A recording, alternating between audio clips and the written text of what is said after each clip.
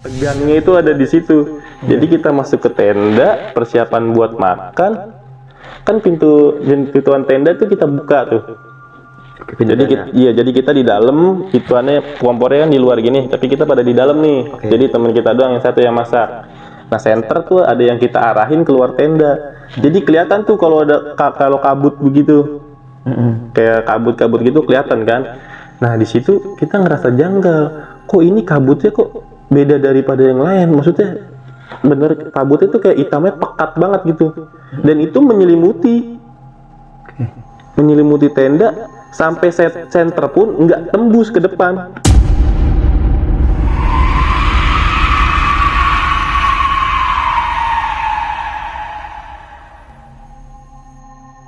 Di saat kita diselimuti oleh kabut itu, bahkan suara air terjun yang dekat sama kita tuh nggak terdengar, yang awalnya terdengar.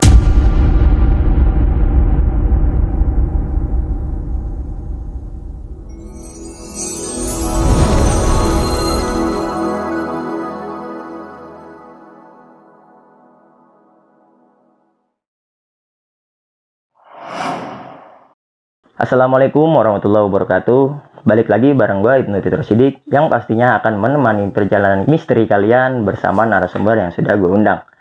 Tapi sebelum itu, buat teman-teman semua yang sudah nonton video ini, lagi-lagi gue mengucapkan banyak terima kasih. Semoga senantiasa kita semua selalu diberikan kesehatan, diberikan kemudahan rezeki, serta diberikan kemudahan dalam segala urusan-urusan kita. Amin ya robbal alamin. Nah, teman-teman mampir ke Timur Misteri ini pastinya mau mendengarkan kisah perjalanan narasumber dari pengalamannya. Tepat banget nih, karena di kesempatan kali ini narasumber gua mempunyai pengalaman sewaktu melakukan pendakian ke Gunung Salak. Nah, di Gunung Salak ini ada mitos yang namanya kabut halimun. Jadi kabut halimun itu kabut yang menyelimuti kita sewaktu melakukan pendakian. Itu kabut hitam dan pekat. Sampai-sampai pun ketika kita mendapatkan kabut halimun itu kita tidak bisa mendengarkan suara apapun, itu sangat sunyi. Sampai-sampai pun suara jangkrik gitu, suara hewan-hewan hutan pun tidak terdengar.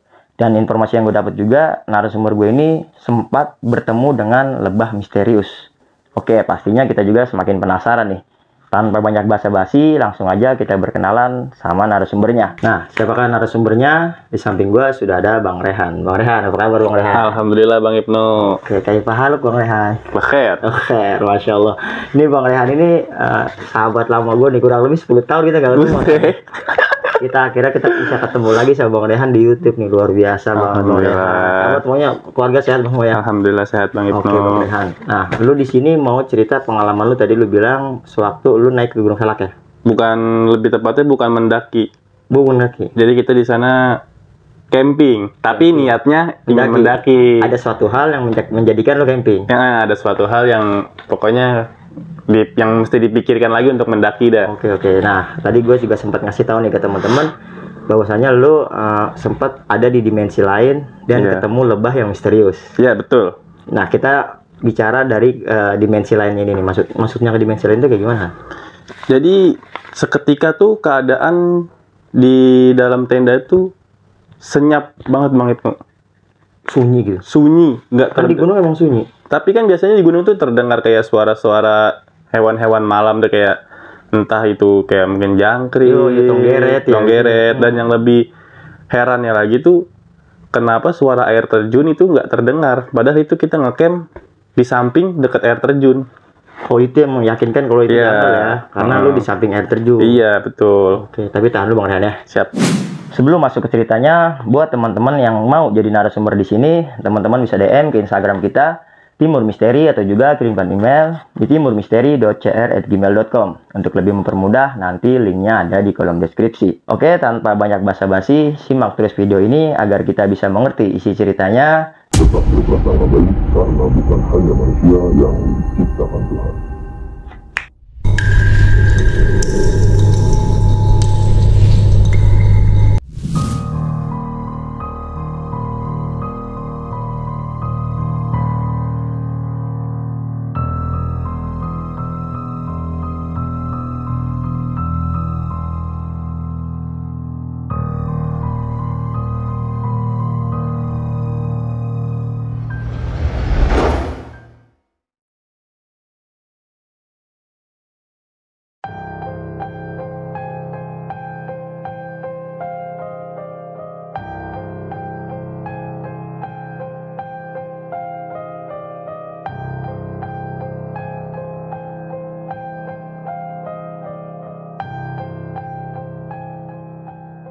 Ya, jadi ini ceritanya awalnya dari perkumpulan teman-teman sekolah SMA. Oke. Iya, jadi kita nih cuman setelah lulus SMA tuh paling jalanin silaturahmi cuman kita doang nih berempat nih.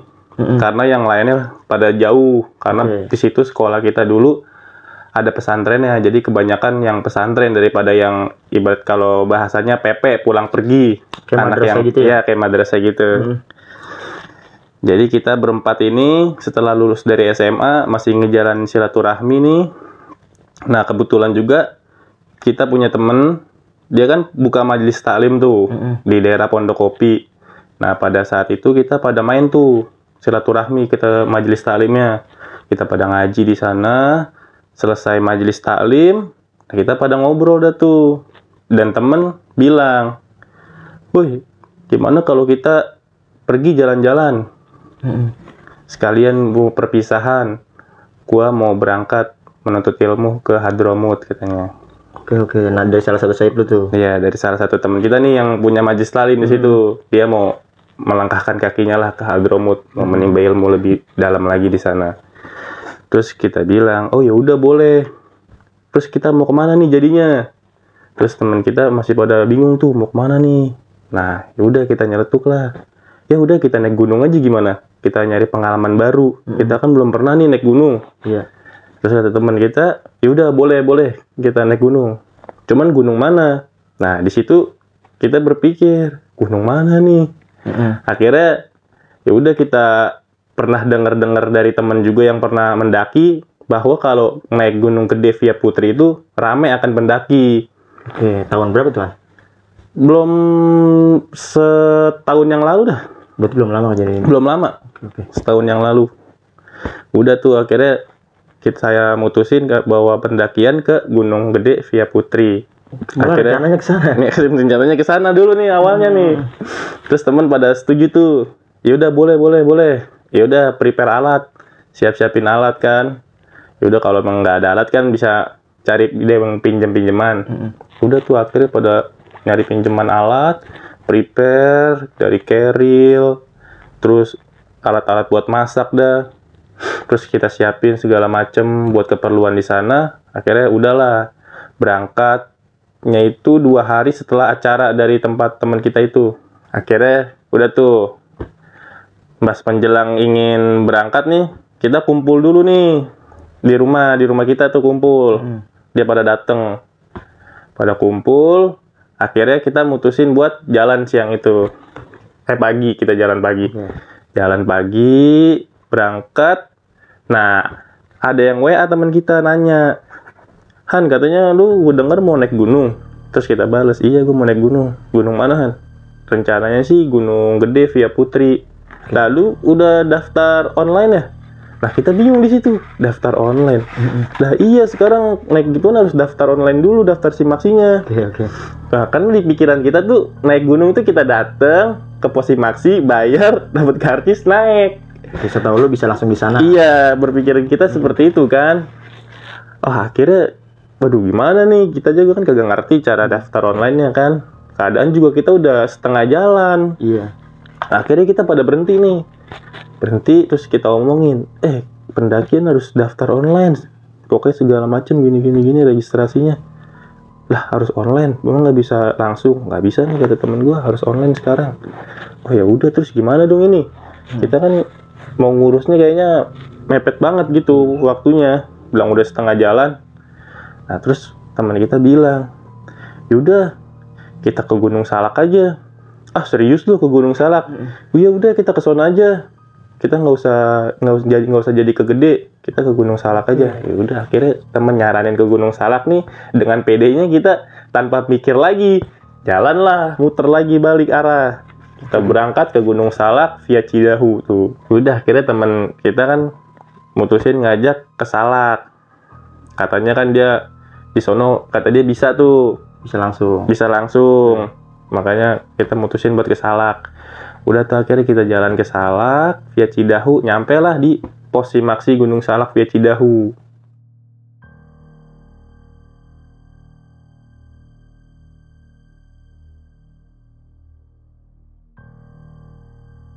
Kita istirahat dulu tuh di warung. duduk sambil ngopi-ngopi. Nah di situ temen yang satu lagi dia berpikir, ini kita serius mau naik Gunung Salak. Nah terus saya juga ragu nih, karena setahu saya pernah dengar tuh bahwa pendakian Gunung Salak tuh sepi akan pendaki. Maksudnya jarang lah ada, cuman nggak sebanyak kayak Gede Via Putri. Nah terus temen kayak juga, maksudnya dia mikir tuh supaya biar nggak jadi naik gunung ke situ. Jadi mencari-cari alasannya dia. Ini kita kan nggak pernah naik gunung nih. Yang gue pernah denger katanya Gunung Salak begini kata dia gitu. Akhirnya karena kita nggak mau ngambil resiko, teman kita juga 2 hari dari perjalanan itu, maksudnya selang 2 hari dari tempat itu pengen berangkat ke Tarim. Jadi kita nggak mau ngambil resiko. Udah kita mutusin lah buat nge-camp aja udah di sini. Kita nge-camp aja di sini di camping ground. Udah tuh akhirnya kita temuin tuh sama yang jaga tuh di pos. Kita datengin, "Assalamualaikum A." "Iya A, kalau mau nge-camp di mana A?" "Ada di atas A," katanya, "di camping ground, udah ada tempatnya." Udah tuh akhirnya kita dianterin tuh sama yang penjaga posnya di Cidahu tuh. Kita naik tuh ke atas bawa motor, naik ke atas ke tempat camping groundnya. Sampai di sana kita lihat ternyata di tempat camping groundnya itu rame banget.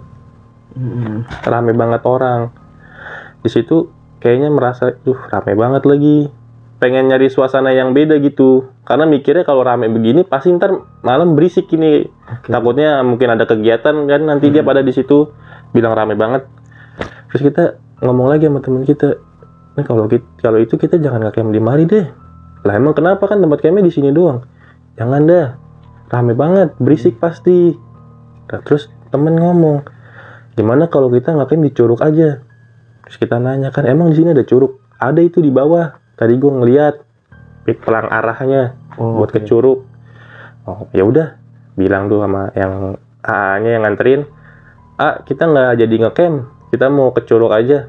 "Lah emang kenapa nggak jadi ngecamp?" "Rame banget A, takutnya berisik pasti nanti malam. Kita mau suasana yang tenang." Udah tuh tenang ya. Iya. Udah akhirnya kita turun tuh dari tempat camping ground, turun balik lagi ke pos. Udah dari situ kita mutusin buat ke air terjun. Kita bilang tuh, "A, izin mau ke air terjun, kita mau ngecamp di sana."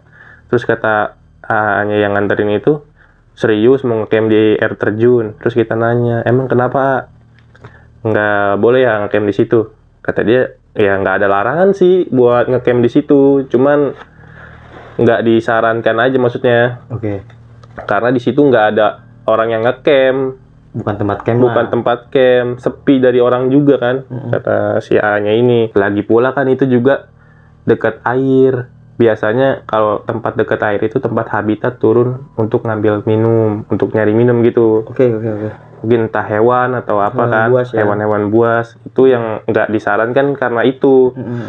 Cuman katanya, tapi kalau emang tetap mau ngecamp di situ, ya silahkan aja, karena nggak ada larangan di sini untuk buat ngecamp di situ. Cuman lebih berhati-hati aja katanya.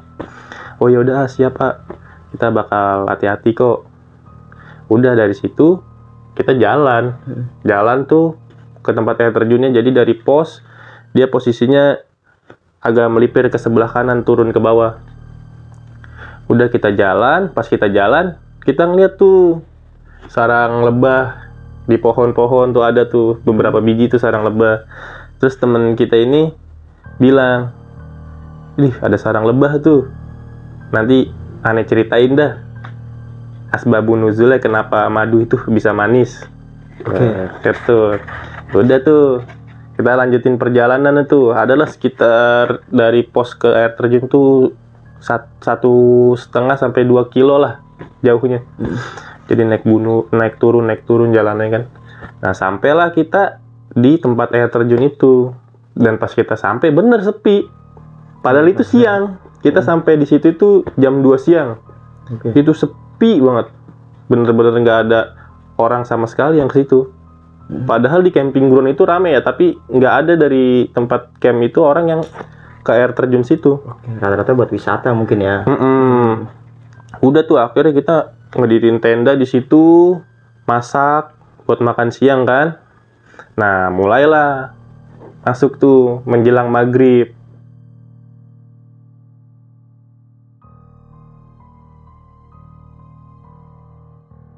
Nah, pas menjelang maghrib ini tuh suasana tuh mulai beda dah tuh.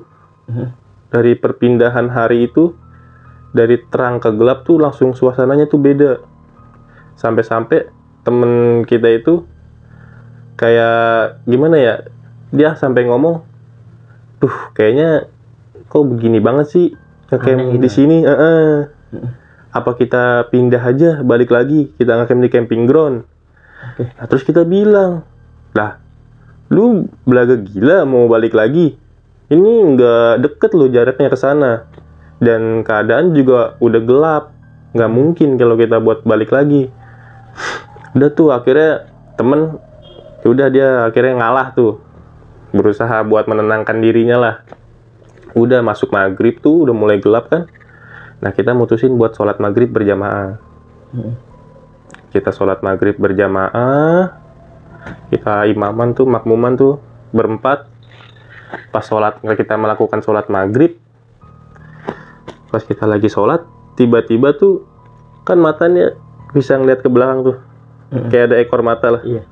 Pas kita lagi sholat, kita tuh kayak ngeliat ada sesuatu besar dari atas pohon itu turun ke bawah cepet banget, langsung masuk ke semak-semak.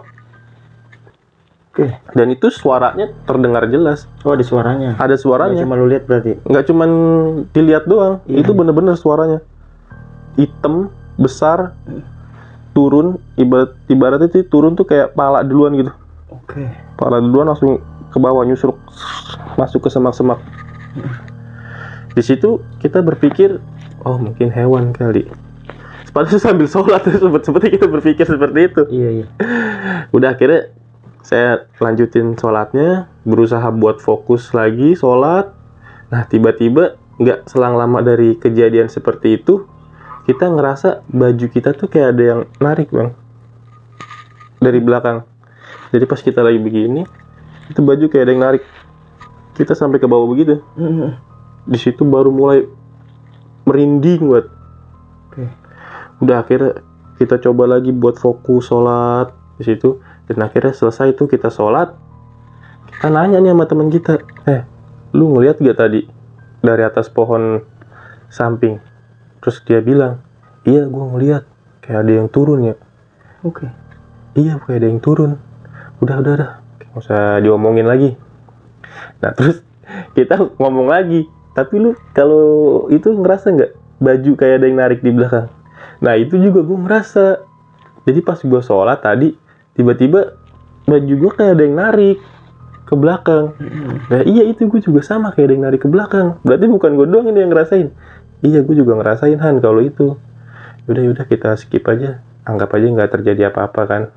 Udah tuh akhirnya kita di situ ngobrol-ngobrol. Nah teman kita juga menyampaikan lah beberapa tentang keagamaan. Dan dia menyampaikan yang dia bilang di awal tadi, bahwa dia bakal cerita asbabun nuzulnya kenapa madu itu bisa manis. Akhirnya di situ dia ceritalah kenapa madu itu bisa manis. Jadi dia cerita bahwa dulu Rasulullah itu sedang berjalan dengan Sayyidina Ali.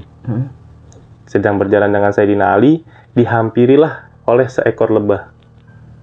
Lebah itu menghampiri Rasulullah dan mengisyaratkan untuk mengikuti lebah ini. Jadi lebah ini mengisyaratkan kepada Rasul untuk mengikutinya. Ngajak lah gitu.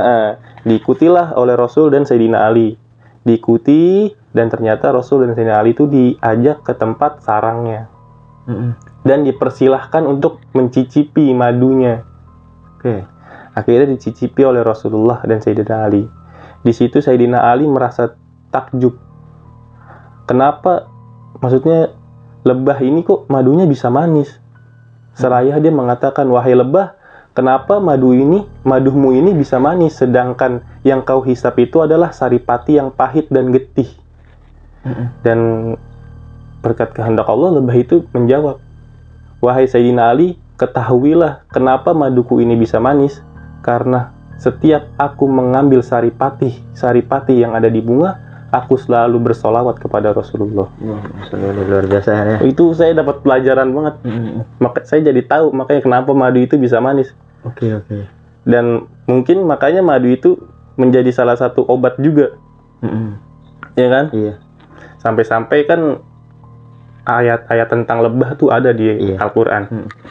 Oh ternyata itu asbabun nuzulnya. Saya baru tahu tuh. Akhirnya teman saya menjelaskanlah seperti itu. Dan lainnya akhirnya udah kelar nih tentang pembahasannya. Kita balik ke tenda. Baliklah kita ke tenda nih. Balik ke tenda. Kita persiapan untuk makan.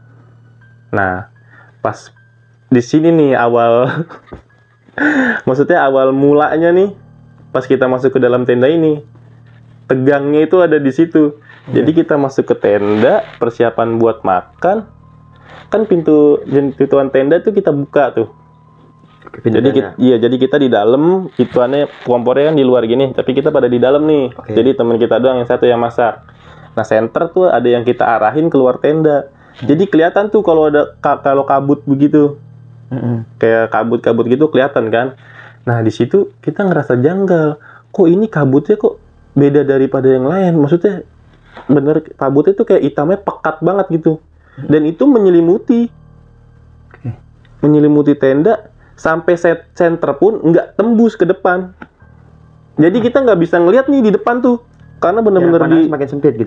Karena bener-bener diselimuti sama kabut itu.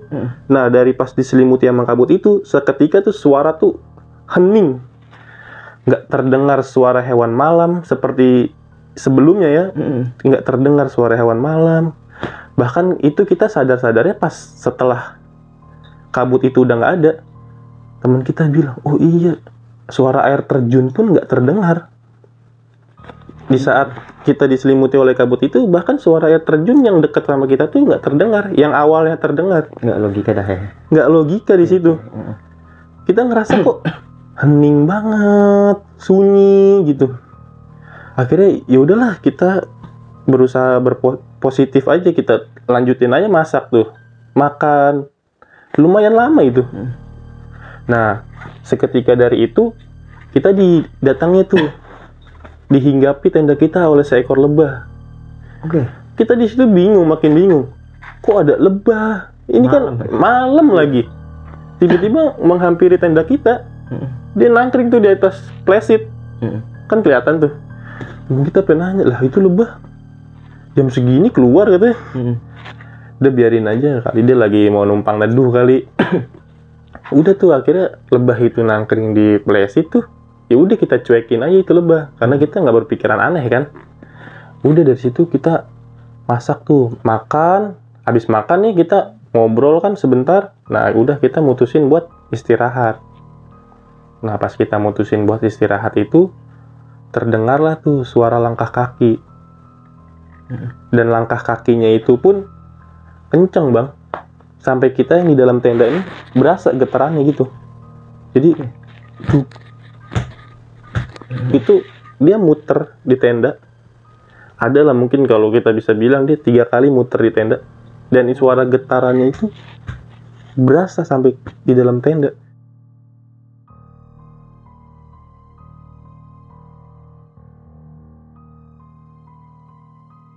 Di situ teman kita nanya, itu suara apa? Terus kita bilang, udah, bukan suara apa-apaan, hewan kali, lewat. Ya, yang penting kita kan maksudnya nggak ganggu gitu di sini. Jadi udah nggak usah dipikirin, berpikiran positif aja, mungkin itu hewan. Nah, cuman suaranya itu cukup lama, dia muterin tenda jadinya, suaranya itu berasa banget getarannya bang di dalam tenda itu.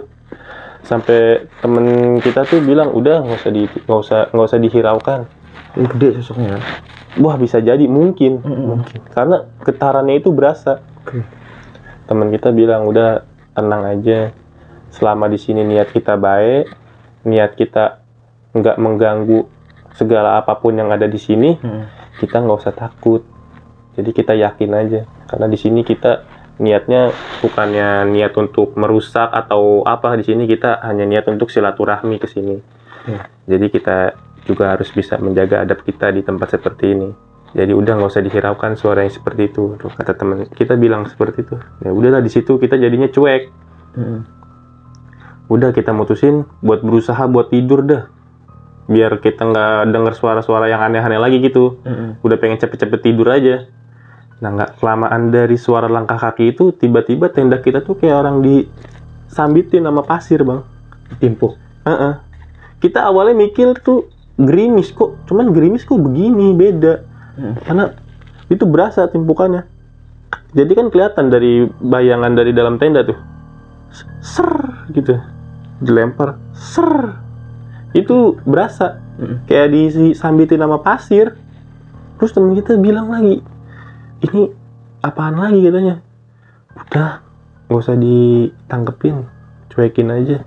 Terus tuh Masih terus dilemparin pasir apa begitu. Akhirnya kita dari tiduran sampai pada bangun. Cuman buat mastiin keluar tuh iseng. Iya. Kan tenda udah pada kita tutup tuh. Kita buat mastiin keluar tuh iseng. Akhirnya temen kita ini yang biasa kita panggil, kita kalau manggil dia ustadz aja kan.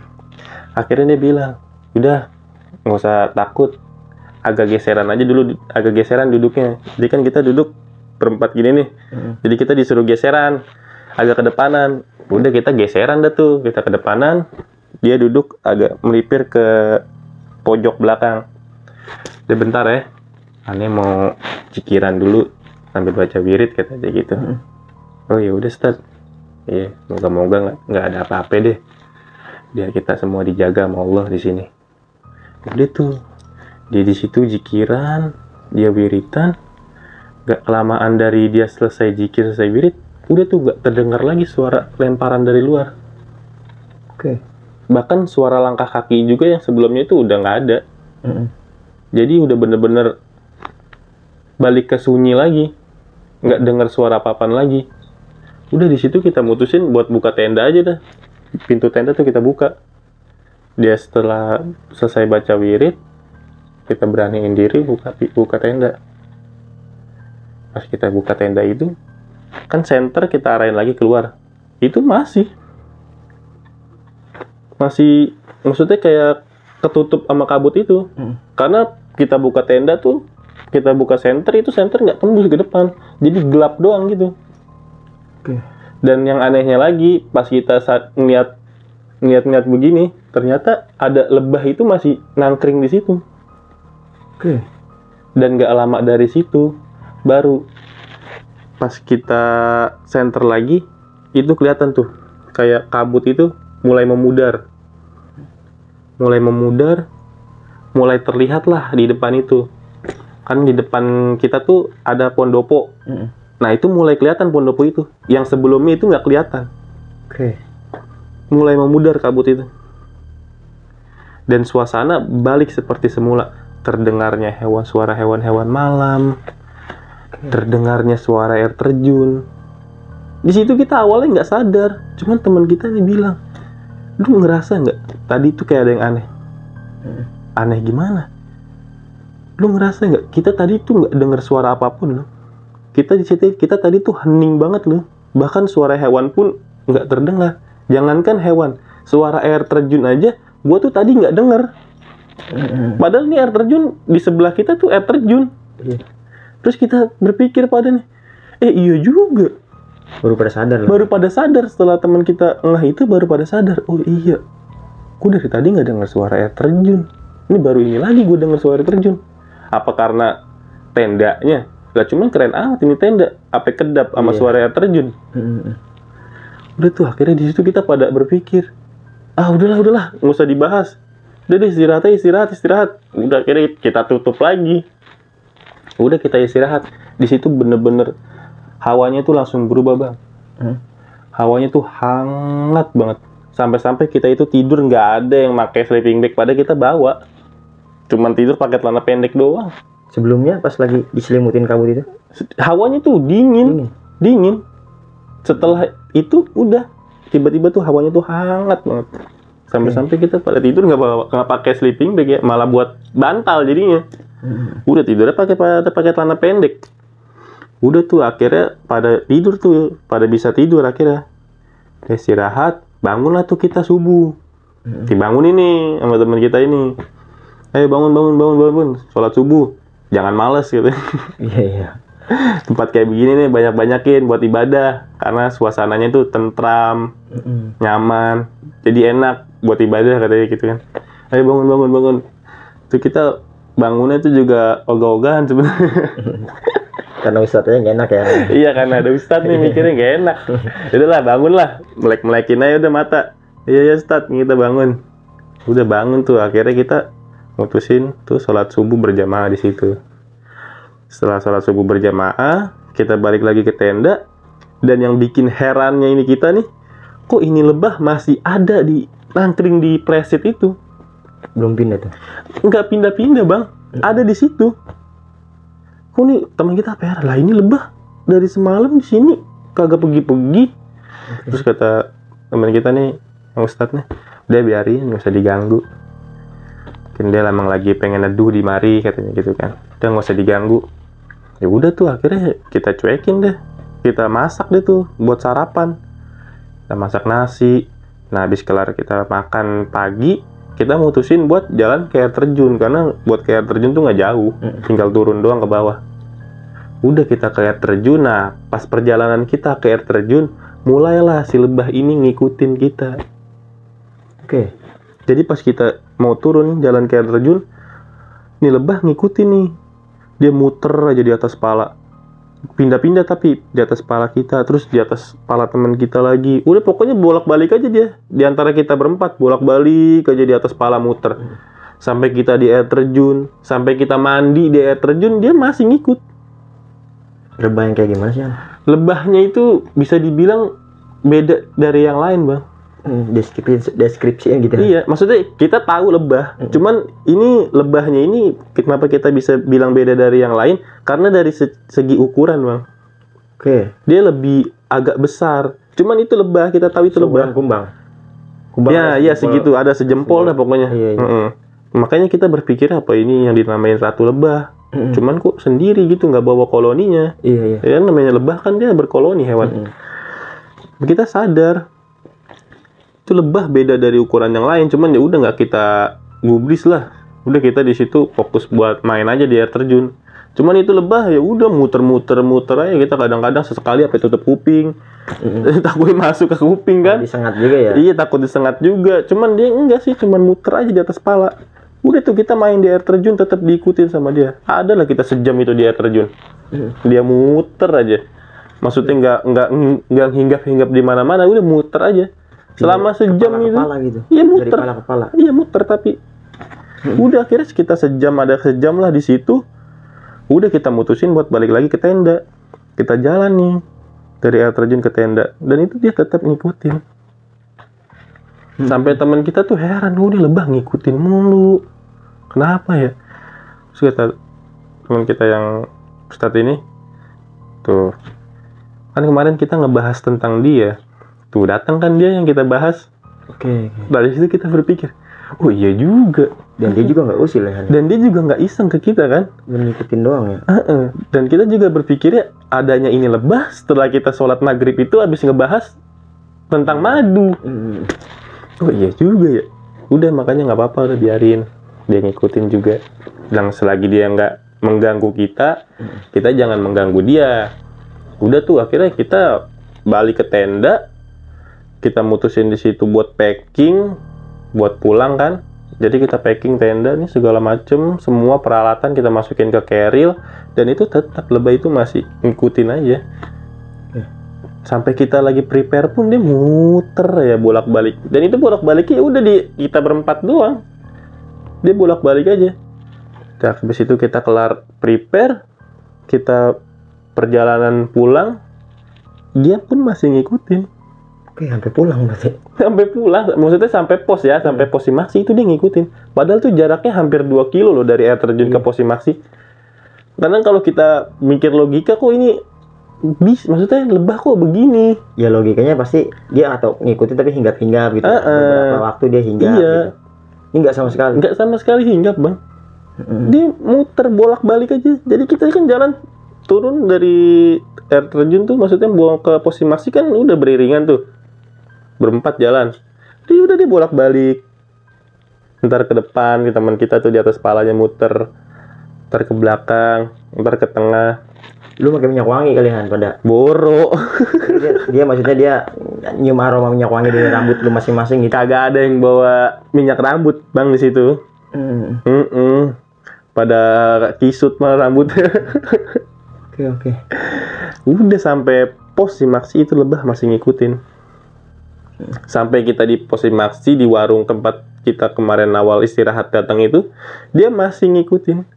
Akhirnya teman kita ini bilang, yaudah kirimin Fatihah aja, ntar juga dia pergi.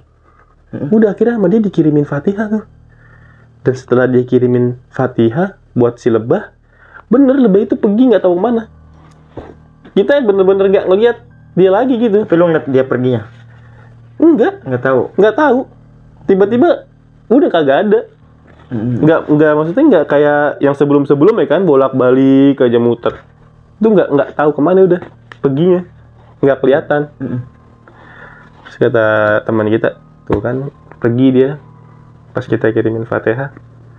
Makanya di situ kita berpikir, oh ini gitu. Maksudnya kayak ngambil hikmahnya lah di balik semua ini kan. Maksudnya dia dengan diceritakan tentang asbabun nuzulnya, mungkin dia paham gitu bahwa kita lagi ngomongin dia nih di situ.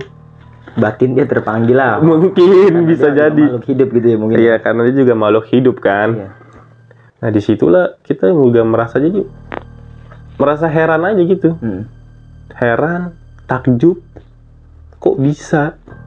Iya. Karena kita bahas, kita omongin, dan dia ada sampai kita pulang masih ngikutin kita. Dan di situ saya juga berpikir, apa mungkin dia juga salah satu yang ngejaga kita pada malam itu? Oke. Ya mungkin ya. Wallahu alam kita nggak. Ya wallahu alam. Cuman kita berpikirnya seperti itu aja. Apa ini mungkin dia juga yang salah satu ngejaga kita nih pas di malam itu? Dan karena keadaannya itu bener-bener gimana ya bang? Kita ngerasa tuh kayak bukan berada di situ, kayak entah di mana tahu. Karena sunyi banget bang.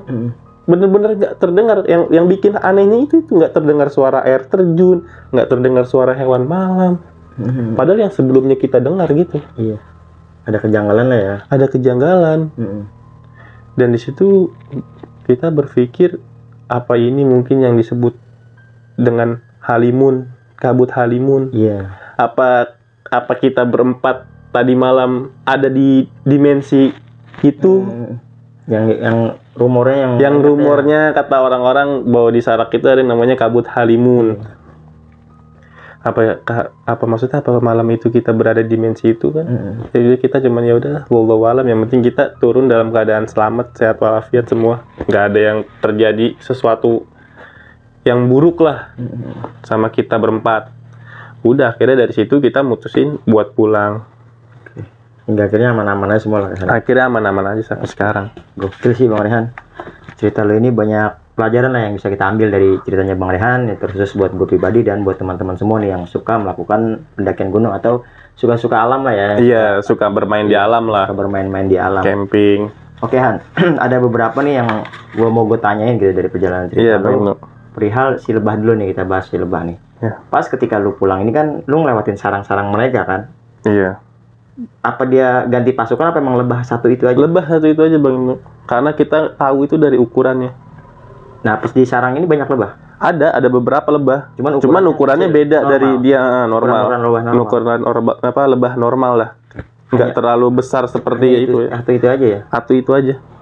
Oke, gokil juga sih ya. Lagi-lagi ya alam ya, hanya kita nggak tahu bener. Ya apa yang dimaksud dan punya tujuan apa, kita nggak ngerti ya. Iya benar banget Bang. Tapi ya lagi-lagi mereka makhluk hidup. Mereka juga punya kepekaan pastinya ya. Betul. Apalagi yang diomongin suatu kebaikan tentang mereka kan. Iya, mungkin kita aja kan kalau diomongin baik girang apalagi. Ya dia juga makhluk hidup. Mungkin dia punya rasa kegembiraan, mungkin kita nggak tahu ya. Bisa jadi Bang Ibnu. Nah, sebelum gue juga lagi-lagi bertanya ke perkara lainnya nih Han. Temen lu yang di Tarim ya? Iya, sekarang dia lagi ada di Hadramaut. Mungkin temen lu lagi nonton. Mungkin berkabar juga Pak Ustadz. Mungkin bisa tinggalin di kolom komentar nih. Buat teman-teman, buat siapa namanya? Ustadz Rizky Ramadan. Ustadz Rizky Ramadan nanti berkomentar nih di bawah kalau mau nambahin ceritanya mungkin ya dari versinya di sana, mungkin bisa tinggalin di kolom komentar. Boleh nanti pas pulang. Iya, pas pulang kita naik gunung bareng-bareng ya. Naik gunung bareng-bareng boleh. Oke, itu ya berangkatnya naik gunung, pulangnya naik gunung juga. Pulangnya naik gunung Kalau juga. pulangnya sampai ke puncak Salak ya, Han, ya. Mudah-mudahan. Jadi ntar diikutin sama Leban. Dikawal ya. Iya, udah ditungguin sama beliau. Oke, Han. Kita ke ini kan nih, ke kabut yang ada di rumornya nih yang di Salak ini tentang kabut Halimun ini nih. Kabut Halimun. Pekatnya Halimun. Memang gue juga ada beberapa narasumber sampai sang legend tentang pendakian gunung pun pernah cerita ini nih. Salah satunya Kang Aryasana dulu pernah berbagi di channel kita tentang dia tuh diselimutin sama, dia tuh ditutup sama kabut Halimun. Kabut Halimun. Ya, ini 11-12 nih sama yang lu ceritain gitu kan. Ketika lu mendapatkan itu terjadi sama teman-teman lu gitu. Ini kan ada lebah nih di luar tenda kan, ha? Di luar tenda, di playset dia. Iya, di plastik yang di kondisi itu masih ada lebah kan? Iya, masih ada lebah. Nah, terus juga di situ ada tempongan, ada suara Langkah kaki. Mungkin gitu kan, ini cocokologi ya. Mm-hmm. Mungkin makhluk-makhluk yang di sana ini banyak yang nggak senang sama lu mungkin ya, nggak tahu dari sisi apanya, Ya, kita nggak ngerti. Ya, Apa mungkin nih si lebah ini emang yang seperti yang lu punya firasat melindungi dari sosok yang jahat kepada lu gitu di saat itu gitu. Iya mungkin. Karena kita berpikirnya sih seperti itu, Bang. Iya, maksudnya posisinya di depan depan tenda kan? Depan tenda. Di area pintu kan? Di area pintu masuk tenda. Apa dia jadi penjaga lu gitu kan? Mungkin. Kita nggak ngerti ya. Maksudnya sebagai penghargaan buat lu bahwa lu sudah apa tuh ngomongin kebaikan dia gitu kan? Iya. Jadi karena dia punya kemampuan dalam hal itu, jadi dia menjaga lah. Dan balik lagi mungkin karena di situ maksudnya teman kita melakukan zikir. Iya, zikir. Ya mungkin ada sisi-sisi lain yang mendukung lah, faktor pendukung ya, menjadi faktor pendukung di sana. Dan zikir secara langsung minta pertolongan kepada Allah kan. Oke. Mungkin Allah ngasih pertolongan kan bisa dari mana aja. Iya, wasilahnya lebah dari juga. sebab lebah ini bisa dari mana aja kan. Kita nggak tahu ya, lagi-lagi kita wallahu alam lah. Wallahu alam. Nah, tentang sosok yang ini nih, Han. Sama nggak sih, Han? Sosok yang lu lihat sama yang ini menurut lu gitu ya. Sosok yang lu lihat turun dari pohon, turunnya kepala duluan tuh, sama sosok yang berjalan mengelilingi tenda itu, kira-kira satu sosok apa beda sih? Kalau menurut saya itu mungkin bisa jadi dia. Iya, dia ya. Karena pas selebatan saya ngeliat itu, dia sosoknya hitam besar. Yang turun dari pohon itu ya. Iya. Iya, jadi pas kita selebatan lihat itu, ya sosoknya itu besar, gede, hitam, ya? Dan langkah suaranya pun sosok yang menandakan dia besar ya. Dia besar karena getarannya sampai ke dalam gitu. Dan itu mungkin deket banget kali ya. Bisa jadi. Karena getarnya itu berasa. Kita di dalam tuh lagi tiduran tuh berasa getarannya. Makanya kalau kita berpikir itu hewan apa? Tempo langkahnya cepat atau lambat? Enggak, lambat. Jadi kalau lambat gitu berarti hewan yang mempunyai dua kaki. Kalau memang hewan. Kalau memang hewan, iya. Cuman iya, hewan dua kaki yang besar. Gorila, kaki. Gorila ya. Gorila. Mungkin ada gorila di sana. Ya Allah alam lah, buat teman-teman semua yang tahu sama atau pernah ngalamin kejadian sama yang dialami Bang Rehan, nanti bisa tinggalkan kolom komentar, bisa berbagi pengetahuan buat kita lah ya. Iya, dan masalah balik lagi tentang kabutnya itu, jadi kabutnya itu hitam, Bang, hitam pekat sampai nggak terlihat. Jadi Pondopo itu persis di depan tenda kita nih. Berapa meter nih jarak lu ke Pondopo? Nggak jauh, 10 meteran dah. Oke. Tapi jelas kan? Iya. Tapi jelas. Cuman pas dari diselimuti kabut itu nggak kelihatan, udah gelap aja. Jarak pandang berapa meter? Cuman center aja nggak nembus sampai ujung, Bang. Iya, itu center ya. Cahaya maksudnya apa? Jadi kita ya jarak pandang kita ngeliatnya ya udah gelap aja. Makanya di situ, kok ini kabutnya begini, beda dari. Iya. Memang yang gue dengar gitu, yang gue tahu dari mitosnya tentang kabut Halimun ini ya kayak gitu kan. Kabutnya memang hitam gelap gitu ya. Cerita dari senior itu yang gue bilang dari legend ini, ya dia bilang malah dia tuh kebuka ketika ada auman dari serigala. Ketika ada auman serigala itu kayak dimensinya kebuka. Dong dari banyaknya auman serigala itu. Makanya ya mungkin satu versi dari dia kan, dari sosok serigala nih yang ngebuka. Ya lagi-lagi kan ada wasilah nih, yang kita dikasih pertolongan oleh Allah. Ada wasilah nih yang menjadikan semuanya itu kebuka gitu kan ya. Mungkin dari dia itu, dari serigala ini, lu nih dari si lebah ini, mungkin ya sama lah, kita hanya nerka-nerka aja, hanya kita ya di sini nggak punya pemahaman tentang itu ya. Iya, betul. Hanya pemahaman tentang cocokologi aja nih. Oke, Bang Rehan, lagi-lagi terima kasih banyak nih Bang Rehan udah sama-sama Bang Ibnu. Tapi sebelum Bang Rehan pamit undur diri nih, Bang Rehan mungkin ada pesan-pesan nih buat teman-teman atau buat temen Bang Rehan yang ada di Tarim nih. Mungkin mau berbagi-bagi pesan gitu Bang Rehan. Apa nih ya? Ya pokoknya Jadi, berbagi pengalaman aja lah. Buat teman-teman, jadi dimanapun kita berada, apalagi di tempat seperti itu, di gunung, ya kita harus utamain jaga adab sih. Adab, sikap kita jaga, dan terutamain untuk melakukan sebuah pendakian, kita berdoa dulu, kirimin Fatihah buat sohibul wilayah di situ. Jadi mungkin berkat kita ngirimin Fatihah kepada sohibul wilayah di situ, kita di sana diterima dengan enak lah ya. Dengan enak. Karena kita di situ permisi lah. Karena kita di situ permisi lah, termasuk lebah aja kan. Sambutannya enak. Sambutannya enak. Dia pergi meninggalkan kita ketika dikirimin Fatihah gitu ya. Apalagi kita kirimin Fatihah sama sohibul wilayah di situ.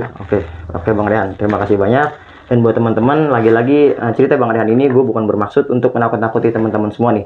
Melainkan cerita Bang Rehan ini kita jadikan pelajaran serta pengalaman kita bersama gitu kan. Karena memang hal gue ini ada dengan penemuan yang berbeda-beda. Oke, kiranya itu aja yang bisa gue sampaikan pada kesempatan kali ini. Kurang dan lebihnya, lagi-lagi gue mau dibukakan pintu maaf yang seluas-luasnya. Dan gue juga berterima kasih buat teman-teman yang sudah mampir dan nonton sampai sejauh ini. Terima kasih banyak, semoga kalian semua diberikan kesehatan oleh Tuhan Yang Maha Esa. Kiranya itu aja, gue Ibnu Fitra Siddiq dan Bang Rehan pamit undur diri. Wassalamualaikum warahmatullahi wabarakatuh.